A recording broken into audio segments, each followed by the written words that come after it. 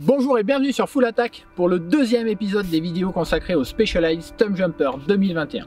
Après avoir comparé le Stump Jumper et le Stump Jumper Evo, on s'attarde sur celui qui nécessite le plus d'attention, l'Evo.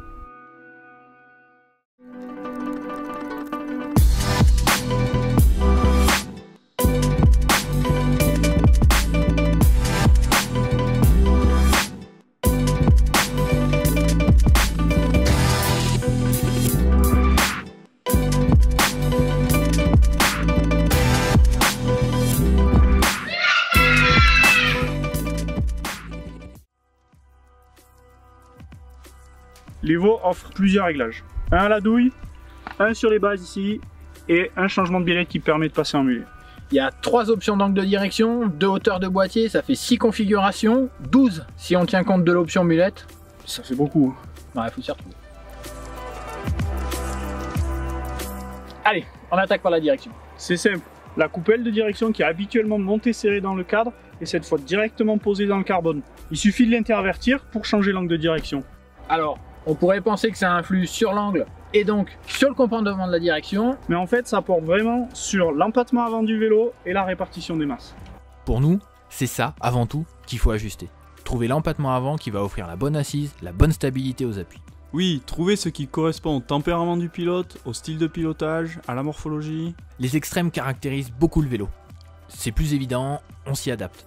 Long, on est à l'aise, on a la place, et court, on est sur le qui-vive, mais on profite de ce dynamisme. L'intermédiaire est plus fade, certes, ça peut permettre de ne pas aller trop loin dans le sizing, mais ça reste un compromis. Ça peut avoir du sens si on a choisi une taille un peu extrême avec le S-sizing, on y reviendra. Deuxième réglage, l'offset sur les bases. Alors il y a un petit truc de particulier sur le Stump Jumper Evo, c'est que ça influe sur le comportement de la suspension, et nous, on a notre petite préférence. Oui, en position basse, la suspension fonctionne vraiment mieux, le vélo se tient mieux, il a plus de peps. Ouais, c'est plus lisible, c'est plus prévisible, et ça pédale tellement mieux. Du coup, c'est là que le vélo a le plus de sens, qu'il est le plus performant et le plus compétitif face au reste du marché. Et le mulette dans tout ça? C'est le troisième et dernier réglage. Cette fois, faut tomber la biellette et changer la roue. Quand c'est fait, ça a son influence. Globalement, comme on peut se l'imaginer pour un montage mulette. Principalement en virage et au coup de pédale. Le vélo est plus léger à manier et le coup de pédale plus vif. Sur le Stump Evo, le gain est encore plus sensible en sortie de virage et à la relance. Manual, wheeling, grosso modo, ça dynamise encore le vélo et c'est ce dont il a besoin dans les enchaînements de virages. Bon, clairement, c'est un vélo d'enduro.